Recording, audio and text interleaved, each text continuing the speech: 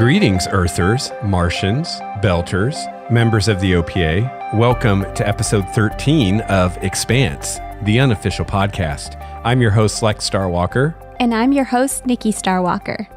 Welcome to the show, Nikki. Thanks. Episode 13, lucky 13. Yep.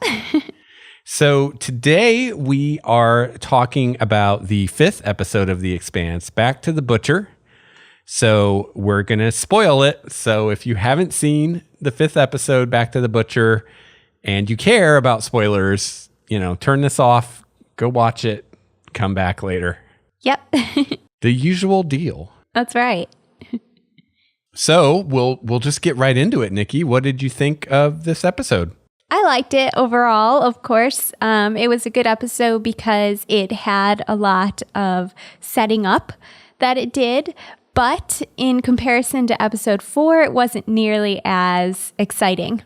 Yeah, I agree. I have to say, though, that episode 4 CQB is kind of hard to top or even match. I mean, that episode was so intense. Yes, it was. So in this episode, we have a few different things going on. I guess we'll start with the title subject matter. So we have this flashback to an event from Fred Johnson's past that earned him the nickname the Butcher of Anderson Station. Yes. Now, I have to say, and I know that some of my listeners will cringe when I say this, I hope you're not one of them, that the whole Butcher of Anderson Station storyline probably could have been condensed, and it felt a little bit like filler, just a little bit. I just feel like it was something that could have been said or, I don't know, shown in less clips, but that's just me. I did enjoy seeing more of Fred, though. Yeah, my understanding is that is material from the short story or novella or whatever it is, The Butcher of Anderson Station, which we have not read yet, which is about Fred. And I saw a tweet from James S.A. Corey, saying something like, oh, it's cool that, we were able to use that material in the show. Yeah, I kind of agree with you. It was kind of weird because in the first bit, they have the text or whatever that tells us this was however many years ago or whatever it was. But then we keep flashing back to it. And of course, I knew that, okay, we're back in the past again now. But it was kind of weird to have like this flashback scene and then keep coming back to it. And kind of my thing with it was I felt like there was all this buildup and we spent all this time with the guy and his little girl, like kind of building up to what was going to happen. But then when it actually happened, it was all off screen and we just see bodies floating in space. So personally, I'm like you, I would have liked to have seen all of that condensed and all of the buildup and the preamble condensed to like one scene and then actually see some of the action of the station being raided and what exactly happened that led to bodies floating in space. I felt like they, as they say, I felt like they buried the lead there. Yeah, it was like all this kind of like, okay. And then we get to the cool part and then we cut and we never see the cool part. Yes, that's how I felt too. And maybe it's safe to say that they're going to use the material that we saw later on in the show, and then we'll be happy that we saw what we saw. Yeah, and it could be that they fill in that gap later too. Right. I mean, who knows? We don't know, right? This is all we've seen, so we don't know what's coming. Mm-hmm. So that was one thing we had going on in this episode. And then another big part of the episode was with Miller. And we find out that Havelock is alive. Yay! Which, anybody that follows me on Twitter or is in our Google Plus group and was paying attention, or anybody that visits the Sci-fi site probably already knew that because they released a kind of like next week on The Expanse kind of thing where they showed the scene of Miller in the hospital room with Havelock and Gia, which I thought that was really an odd choice on Sci-fi's part for the preview of the next episode to give away that he survived. Yeah. I mean, it was kind of at the end of the 4th episode, it was kind of like, okay, he's alive. And probably most of us assumed that he would survive, but we didn't know. And they just kind of like let the cat out of the bag if you watch that. And it's like, oh, I guess he's alive and he's fine now. Which, by the way, I wanted to mention, if you go to Sci-Fi's site and you go to the Expanse site on sci-fi.com, they have all kinds of videos there. So they have interviews with some of the cast members. They'll have previews of the next episode. So if you want a couple spoilers, you can watch those there. The first 4 episodes are up. I checked yesterday and they didn't have episode 5 up. So I don't know. I didn't check today. I don't know if that's up or not, or if it's going to be. But, if you're really digging The Expanse and you want some more content, definitely go check out the website. There's all kinds of videos there to watch. I haven't even watched them all yet. They've supplied so much for their fans. Yeah, they did. They've done some great just kind of like highlights videos. And they did one of CQB showing the whole catwalk scene that I posted on Twitter. And I was basically like, if this doesn't make you want to see this show, then it's probably just not for you. I wish it would have shown the bit with the Rosie like leaving the dock or whatever. But they cut it before that. But even still, it was really cool. Yeah. So yeah, definitely go check that out.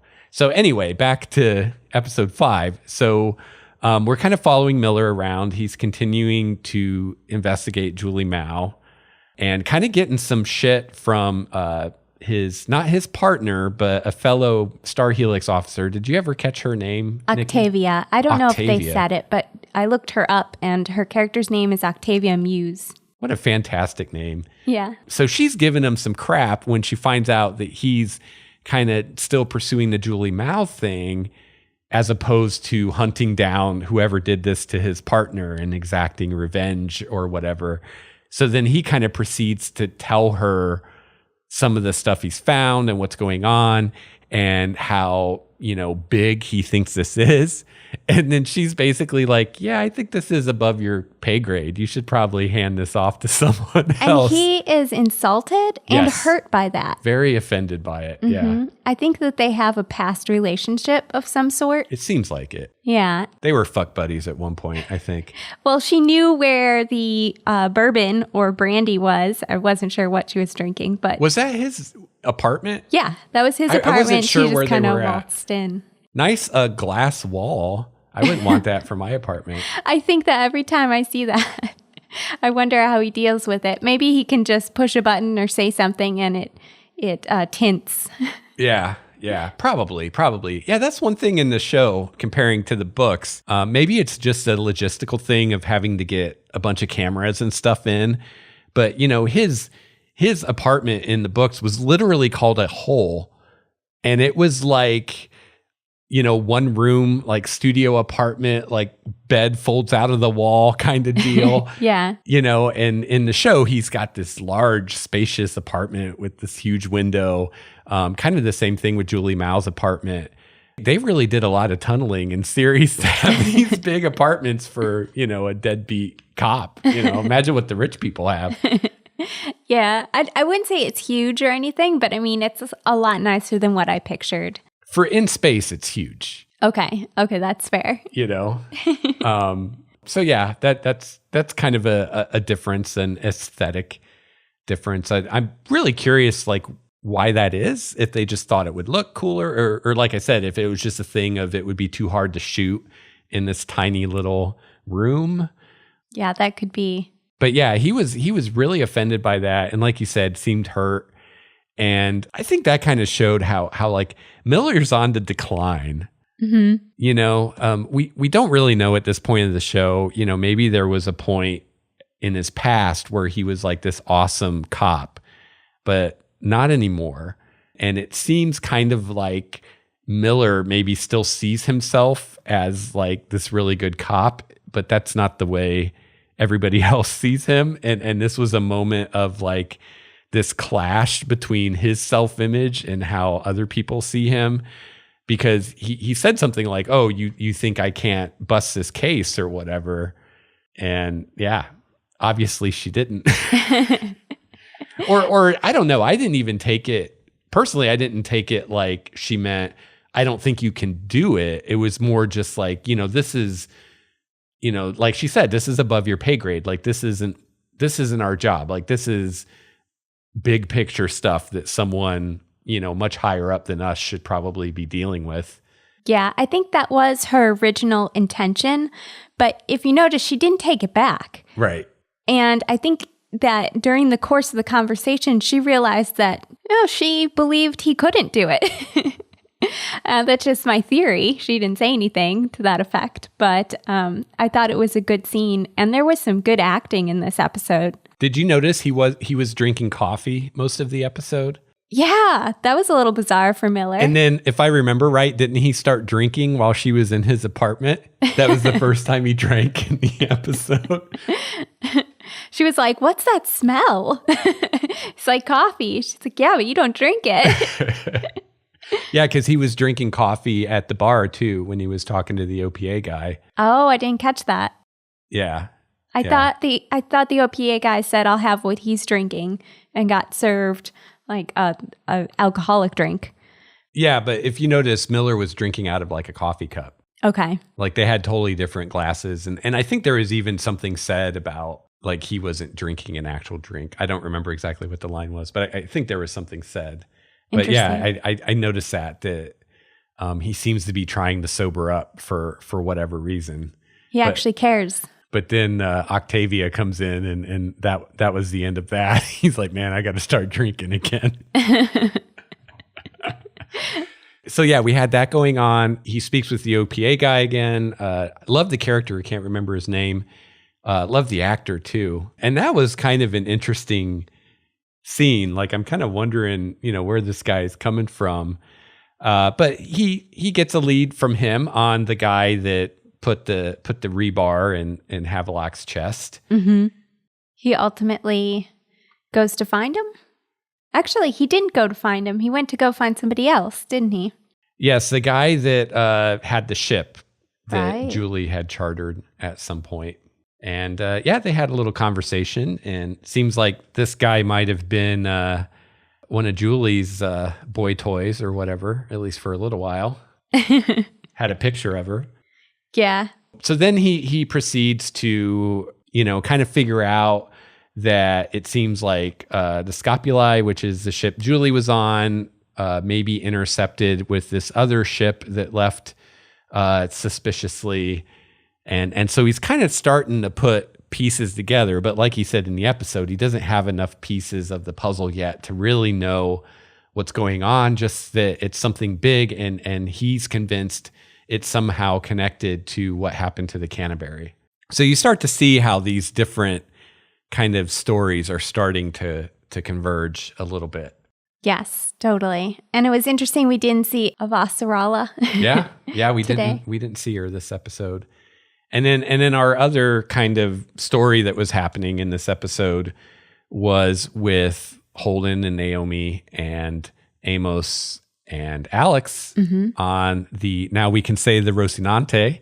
We can finally say it, and it's not a spoiler anymore. Yeah. I don't have to call it the fucking Tachi anymore. Definitely my favorite parts of the episode. And, I'll freely admit, like, there are definitely aspects of this story that I'm much more interested in than others. And I tend to, when we're with Avasarala, I tend to kind of zone out a little bit. And kind of the Miller stuff. Although I have to say that Thomas Jane's performance like always just pulls me in. Like I'm not so much interested in the investigation, but just he's such a great actor and he does so well with the character. Just his facial expressions and his little smirks he does, and it's such gold. I love it. But definitely for me, the part of the story that I'm most engaged in is the crew of the Rocinante and what's happening with them. We had some great scenes with them on the ship, still working out their dynamics as a crew and how they all work together. And we were talking before the show, Nikki, I think we saw a pretty important turning point in the development of these relationships when they're deciding how to respond to Fred Johnson's message.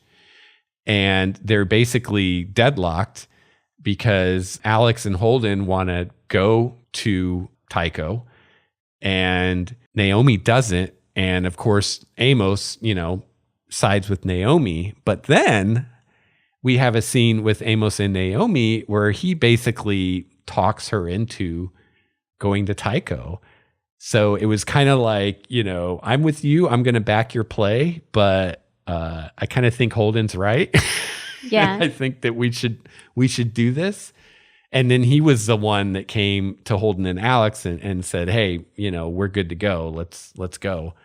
Mm-hmm. So that was pretty cool to see. It was. And right before that, Naomi is checking out the ship, and she actually just walks up to a screen, and it gives her a display with engineering stats on it for the ship. And she's just kind of taken aback, I think, and surprised.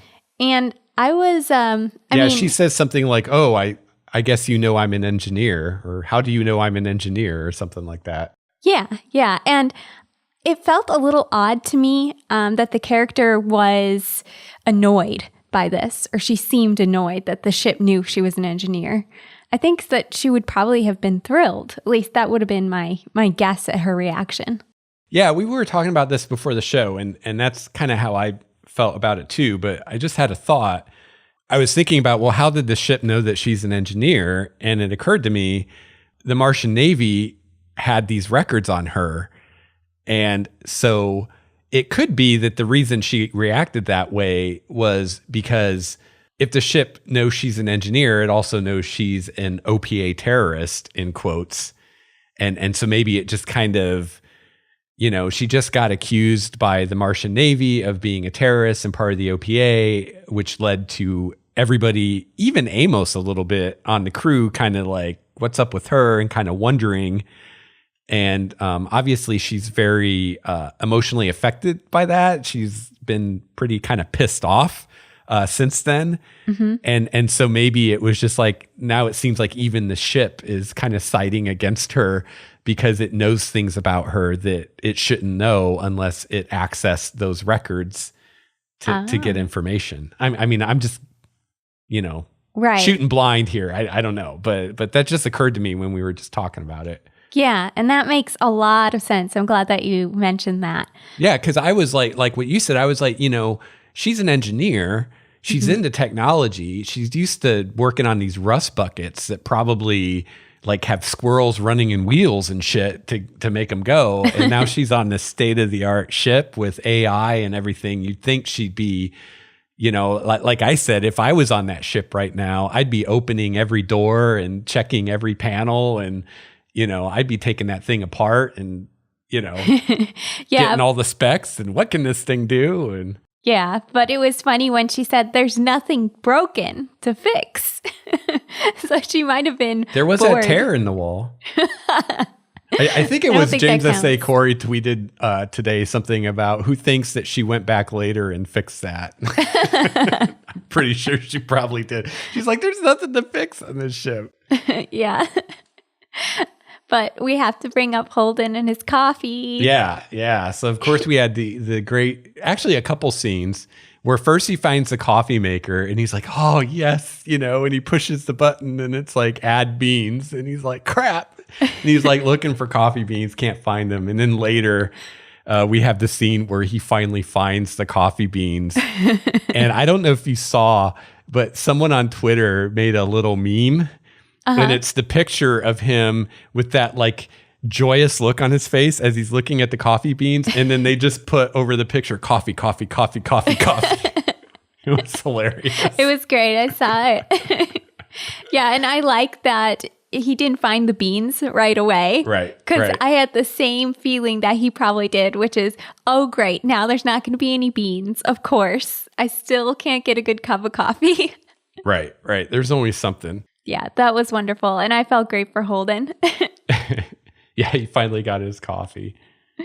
He'll finally be awake. And meanwhile, Amos is in his room drinking bourbon or something that he'd found stashed away somewhere. So. Yeah, that was interesting because he acted like he hadn't opened it in a long time. And it was his, right? He was in his room? Well, no, it's not. I mean, it's his room now, but it wasn't his room originally. So I imagine all that stuff was left by whoever was the Marine or Navy officer that originally had that room. Oh, okay. Yeah, that's pretty cool. I was really hoping that they would actually get to Tycho in this episode and meet Fred and everything. So yeah. I was a little disappointed that we didn't get to that quite yet. But yeah, definitely set up Fred a little bit for us. Definitely painting him as a villain at this point. So I'm really interested to see what they do with this character because right now, I mean, he could end up being very similar to the way he was in the book, or he could be totally different. It's hard to know right now. Yep. Did you get really grossed out at Amos's bone sticking out of his leg? No, that didn't bother me. I thought the little cast they had was pretty cool. Yeah, that was great. I wish we had that today. Yeah. Well, we sort of do. We have inflatable casts. Okay. Basically the same thing. You just have to pump air into them. It's not like you just push a button. Yeah. But yeah. But he was up and walking. Like he didn't have a crutch. So I felt like that little cast did more than just put a protectant wall around his leg. It was actually healing it. Yeah. Well, yeah, the bone would have to be healed for him to be able to walk on it. Mm-hmm. So yeah, that was kind of cool. So I would have liked to have seen a little bit more or had some dialogue kind of explaining that a little bit more, like how that worked. But that was pretty cool. Yeah. So was there a particular scene that you liked more than the others? Favorite scene or? I like the actress that plays Gia. Uh-huh. And I really liked that first scene that we saw in the preview for this episode. I thought it was interesting how Miller thought that she might have been conspiring against Havelock. Yeah. And, well, I mean, to him, she's just a prostitute. Right. Right. He doesn't know her at all. Right. Yeah. So, I mean, I can see why he would think that, you know. He just thinks she's like hustling him, basically. Mm-hmm. Yeah. And I thought something along those lines in a past episode when they were together. But, you know, I had nothing to go on there. So it was well, she might be. Said that. Yeah. Right? We don't know that she's not. Just because she came to his hospital room doesn't mean that her intentions or her motivations are pure. But, I mean, I don't know. I guess we'll see. They're definitely doing some interesting things with Havelock. So I'm really curious to see where that goes. And I'm really glad that they didn't kill him off because he does have parts to play further on in the story, at least in the books he did, that I rather enjoyed. And I kind of like him and Miller. So I'm glad that that's at least still a possibility, although they could go a totally different direction with him. Mm-hmm. We'll have to see. Yeah. And then we also have, you know, Miller finds that chip inside the robotic hamster. I don't think we find out yet what's on there. But Yeah. Yeah, I don't think so either. I couldn't pick up on it anyway. But I did like how it was in the hamster and he figured it out, connected it to Julie's hamster. Because when we first saw the hamster in Julie's apartment, I did think it was a little strange. She didn't seem to have a lot of personal belongings necessarily, not like big pictures hanging on the walls or, you know, like what you do when you make a home. And so to have the hamster there felt a little out of place, and now it has a purpose, and I like that. I kind of wonder if it was like a surveillance thing, because you remember when he first went to her apartment, the hamster was motionless, and then later we saw it running, and we talked about on the show, well, maybe it was motion activated. I wonder if it has a camera, because remember its eyes were glowing and they changed color? Yeah. I wonder if it actually is a camera. And if maybe the chip is the, you know, when someone comes in, it starts recording. And then when they leave, it stops. And the chip is like surveillance, basically, of her apartment. So maybe we'll probably see in the next episode. If it's that, we'll probably see him access it and maybe see some strange, shady character enter her apartment. And now he's got another clue to chase after. Right. I don't know. It's a lot of guessing at this point. Yeah, and just full disclosure, we normally we watch the show just, to enjoy it, and then we watch it again and we take notes before we do the podcast. But this has been a busy week, so we just watched it the one time with no note taking. So to prepare for the show, Nikki and I kind of talked about it before we started recording, just to kind of make sure we're both on the same page as far as what happened. But if we're maybe missing some subtle things or getting some things wrong, that's why. Because I've said before, every time I watch one of these episodes again, I catch all the stuff that I either didn't see the first time or I didn't quite put the pieces together and realize what was happening. Mm-hmm. So yeah, sorry about that, but I think we're doing all right. There's only so much time in the week, and yeah. If I had a favorite scene in this episode, it might be the scenes with Holden and the coffee. Mm-hmm. I kind of enjoyed that, and it kind of, I don't know, the story is starting to run away with us a little bit, or run away with itself. It's like this huge scope, and we have these shady organizations. I mean, we don't really know what the OPA is up to. We don't really know what the UN is up to. We don't really know what the Martians are up to. Everybody's got these hidden agendas, and we're watching all these characters kind of come at this thing from very different angles, and nobody really knows what's going on right now. And it's just like every episode, the story just gets bigger and bigger and bigger. And, we see these things happen, like in the last episode where Shed loses his head. This horrific, tragic thing happens, but there's not even a second for anyone to process it or deal with it or even acknowledge it, because they're losing atmosphere and they've got to plug the hole, and next people are shooting, Right. And I guess for me, that's kind of what was missing in this episode, is I felt like we really needed the scene where everybody's like, so that thing that happened with Shed, that was fucked up. Right? Yeah. I'm assuming that they had that conversation, but I think we really I would have liked to have seen that in this episode, and just everybody just kind of yeah, that was fucked up, now that we have a minute to think about it, and maybe they all have some drinks together in honor of Shed or what, something like that would have been nice. But I think that's why I really liked the coffee thing, was it kind of humanized it again. Mm-hmm. And it's yeah, there's all this crazy shit going on, but we have this scene where Holden is just ecstatic that he found real coffee and he doesn't have to put match heads into it.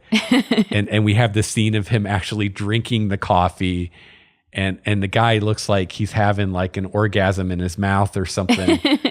And I thought that was cool. And I think we need some stuff like that to kind of ground things and to remind us that these are normal people. They're not superheroes. They're not even military. They're not even Marines that are trained to deal with this kind of thing. They're just normal people. I mean, I guess Alex and Holden were in the Navy, but Alex was a bus driver. And Holden, I mean, we don't really know, I don't think yet, how much combat he saw, if any. And we know from Captain Yao, she was talking about her crew on the Donager and how most of them had never seen any combat. And that the only reason she had combat experience was because she was going after pirates. Right. So I think it's safe to assume if the officers on the Donager were green when it came to combat, that, the people on the Rosie are even more so, Mm-hmm. So it's kind of nice to remind us of that. And maybe we'll get the scene in the next episode, or, maybe they're just not at that point yet. Because definitely, I mean, we had the scene in the books that I'm talking about where everybody kind of that was, talked about Shed. But in the books, they were much more tightly knit at this point in the story than they are in the TV show. Mm-hmm. In the show, they're really, really having them at odds. And, we were watching this episode, and there was a point, I think, where you said to me something about Naomi and Holden, and you were like, wow, she really doesn't like him. Yeah. She just gave him this look out of the corner of her eye, I think. And it was just wow, she kind of hates him. Yeah. And I feel like nobody really likes him at this point. But I feel like he's slowly, like, he's starting to earn Alex's respect. And I think Amos is at least at the point where he's like, the guy occasionally has a good idea. I don't know how much he respects or likes him yet, but he kind of he didn't go against Naomi, but he went and convinced Naomi to do it Holden's way, which I think was huge. And another human act, changing your mind. Yeah. On Naomi's part. Yeah. So, there's hints flying around all over the place. It's obvious that there's something going on with Naomi. She has reasons that she's so bothered by what's going on, and she has reasons that she doesn't want to go anywhere near Fred. We don't know what those reasons are yet, but it's pretty clear that she has them. Just wait and see, I guess. Yeah, I hold high hopes for the next episode to see more Fred. I can't believe we're halfway through this season already. Right? I have to say, I said many episodes ago that I had a prediction of when I think season 1 is going to end. And this was before we'd seen anything. This was before the show was out. And I did have someone on Twitter ask me. Okay. I don't remember who it was. I'm sorry. Asked me, and I told that person because I said I wasn't going to say it on the show because I don't want to spoil anything. Uh-huh.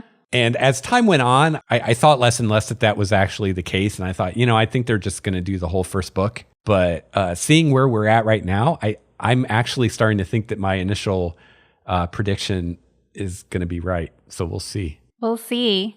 I just thought about the title, Back to the Butcher.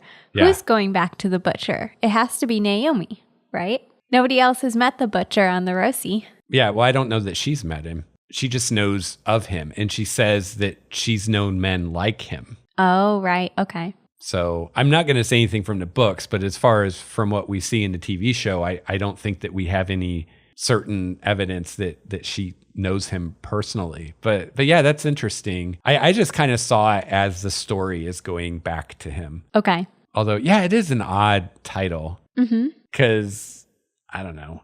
I don't feel like we ever left him. I mean, it wasn't that long ago we had the scene with him on Tycho. So in the Nauvoo, that was like, episode 4. Right. So it's like we never really went away from Fred. I mean, we need to get back to Vasarala. We didn't have her for a whole episode. Yeah. I don't know. Maybe they just wanted the alliteration. Back to the butcher, baby. Booyah. But yeah, they've already shown that they're not afraid to change things. So, I try not to talk about the books because I don't want to spoil it. And now it's also that it may not even be relevant, and I'm trying very hard when I watch the show to kind of put the books in a corner of my mind and seal it off and not compare, Yeah. Yeah. So at the very end of this episode, Miller is getting kidnapped. Yeah. Who do you think kidnapped him? Who? Yeah. Oh, I don't know. It could be the OPA. It could be Golden Bow. Golden Bow. Is that how you say it? It could be. I mean, there's a lot of people. It could be. Gangs. My guess, and this is going like totally outside of the books. Like I'm just shooting in the dark here. My guess is it's the OPA, but it's not the OPA that he's been interacting with. It's the crazy terrorist OPA people, the ones that are actually behind what's going on. Someone affiliated with them, maybe to find out what he knows or take him out of the picture. I don't know. That's my guess. What do you think? I think that's a good guess. I mean, looking at the different factions that we've been made aware of, the most likely group is the OPA in my book. But it seems like we have 2 OPAs, right? So which one do you think it is? That's true. I still think there's only one. And I think that the guy that was telling him that at the bar is kind of full of shit. Okay. Okay. So you think it's people working for or with him? Yes. Okay. We shall see. I really don't know because I'm pretty sure that didn't even happen in the book. So, your guess is as good as mine. They're going off script now. So who knows what's going to happen? That's great. I love that they have you guessing. Yeah, because I don't remember. I know I said this on a previous episode, but we might have cut it out. But I'm actually glad that they're diverging from the books, at least somewhat, because otherwise it'd be kind of a drag for me because I already know everything that's going to happen. Mm-hmm. So it's nice to have surprises and yeah, it's just like I'm really into storytelling as an art. I just find it fascinating, and it's something that I'm constantly trying to understand more.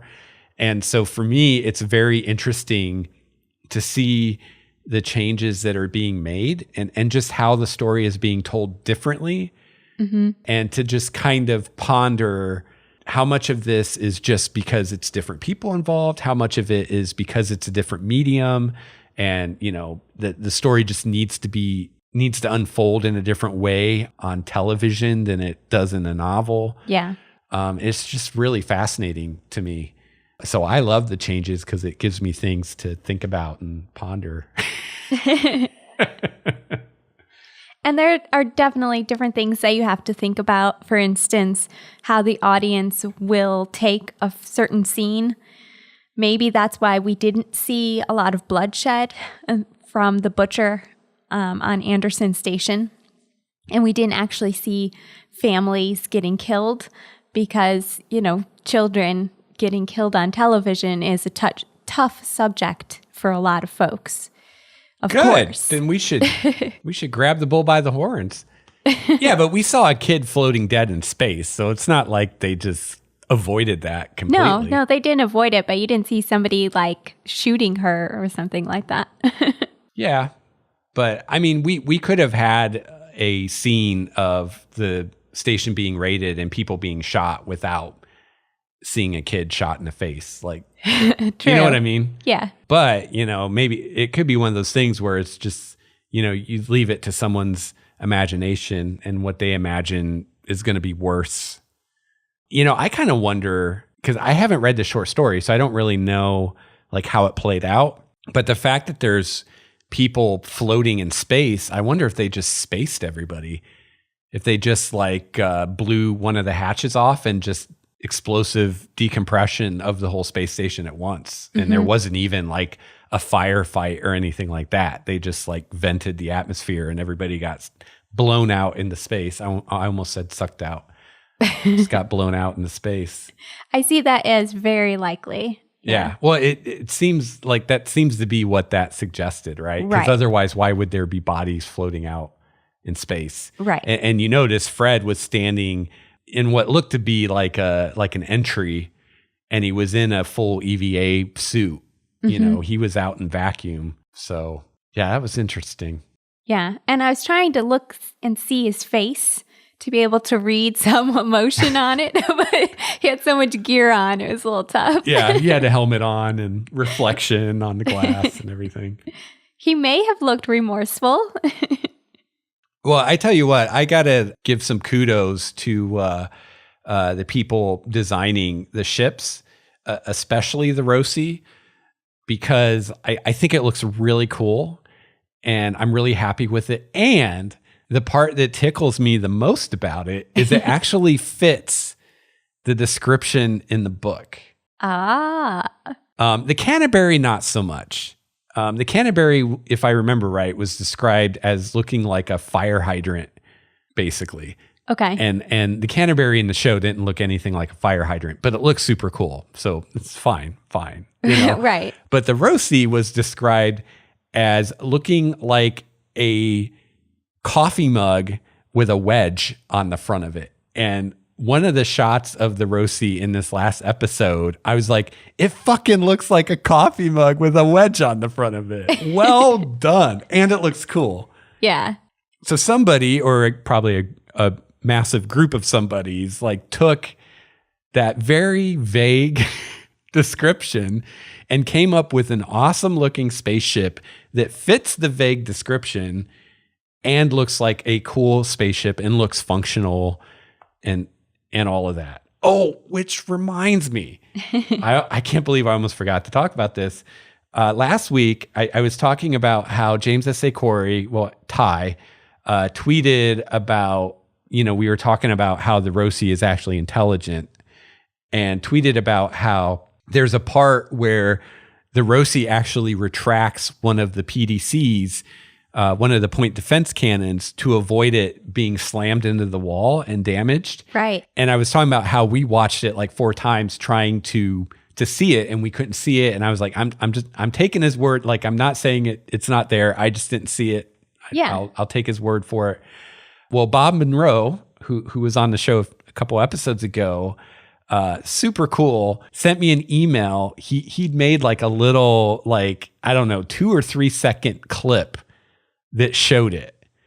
And even then I looped it, and it took me watching it about 4 times before I saw it because it's so fast. Okay. So again, if I got on my computer and I went frame by frame, but I'm gonna embed that video in our show notes at starwalkerstudios.com/expanse.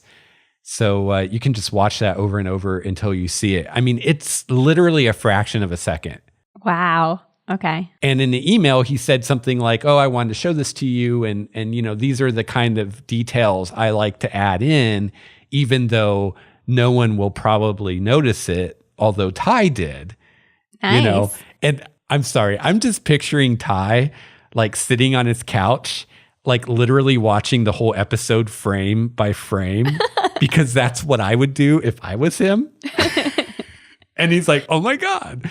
And I was telling you before the show, I'm tempted to go watch all the episodes frame by frame because in the interview, Bob said that there's a lot of Easter eggs and little things that they put in. And I wonder how many things there are like that unless you know to look for it or you're watching one frame at a time, you're just never going to see it. Right. Yeah. The camera just pans over something. Yeah. And you just miss it. Yeah. You miss R2 floating by the window.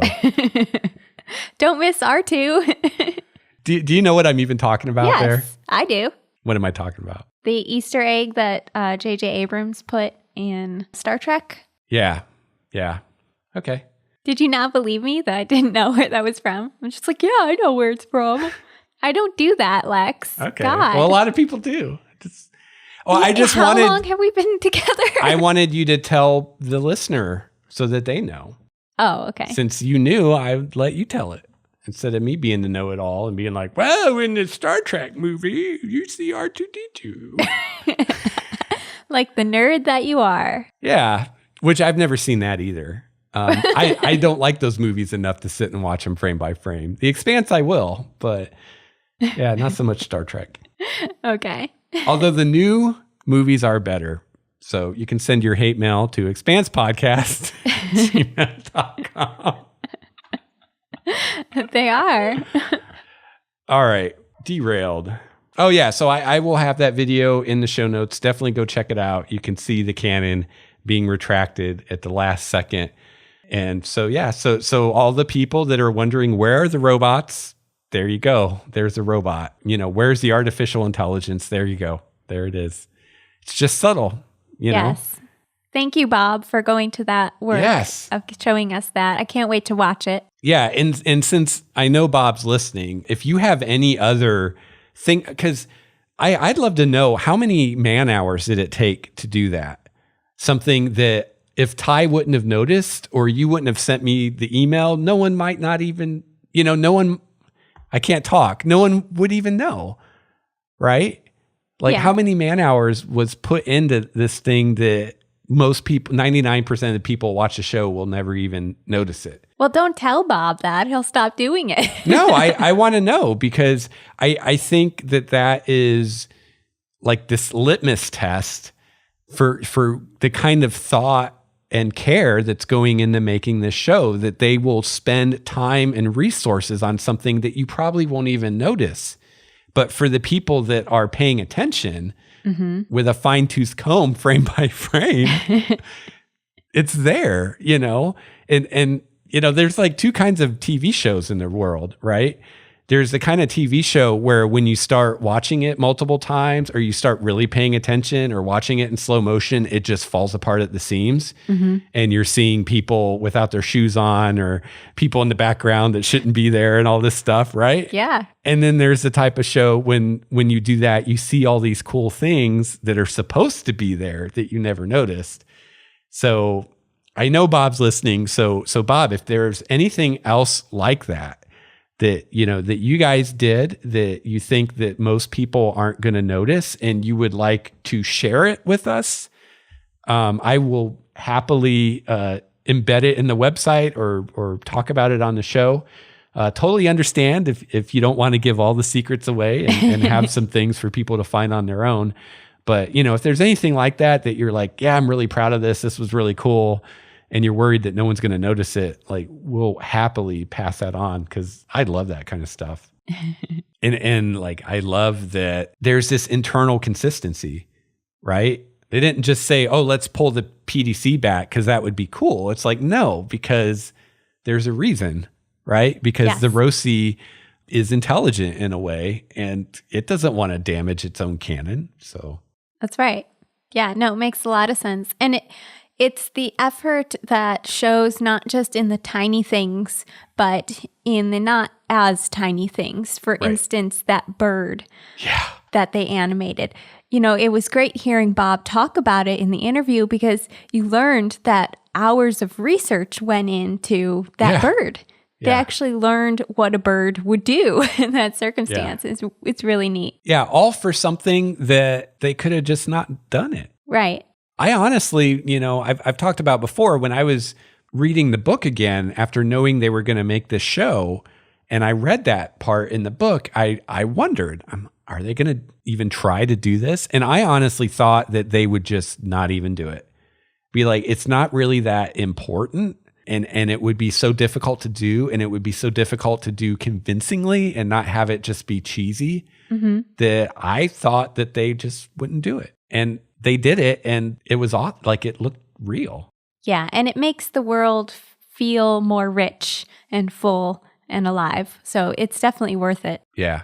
So I just I would recommend to people, if you're about to tweet or make a public statement as to something about the show that you think doesn't make sense, like they don't know what they're doing, you might want to stop and watch it like 5 more times and make sure that you know what you're talking about.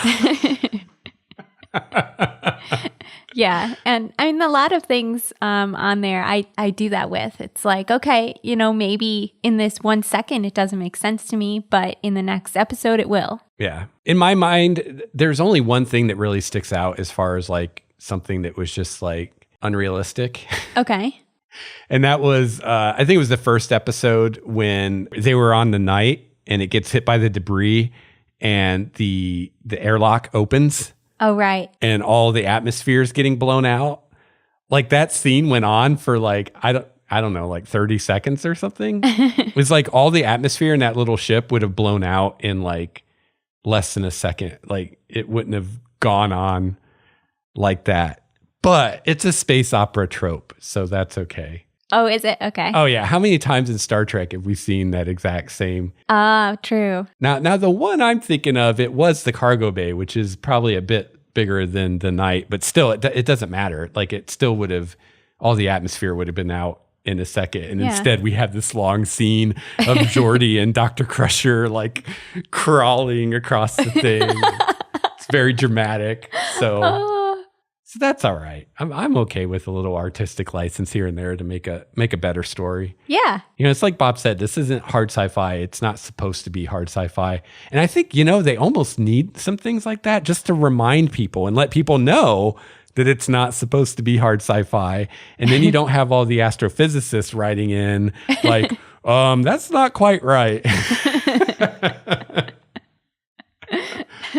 All right. I think we've yammered enough about Back to the Butcher. Okay. Do you agree, Nikki? Yeah, I think I agree. Have we covered this topic like a well-icinged cake? Yes. All right. So that's going to wrap up episode 13 of Expanse, the unofficial podcast. If you would like to reach us, you can email us at expansepodcast@gmail.com. You can follow me on Twitter at Lex Starwalker. You can follow me at Nikki Starwalker. And you can find me on Google+, Lex Starwalker. Please visit the website, starwalkerstudios.com. You can find the show notes there and definitely check out the video that I mentioned before. And yeah, you can find our other great podcasts there. So until next week, do conserve your oxygen and your water. resources are precious in the outer solar system. So long, and thanks for all the fish. Flip and burn, baby. Flip and You're so silly. Here we are, episode 5, and I'm still talking about the flip and burn. I want a flip and burn t-shirt. I want a nice picture of the roasty and flip and burn. Even though it wasn't, we'll see the roasty flip and burn, right? Yeah. Yeah, have to. Flips and burns all the time.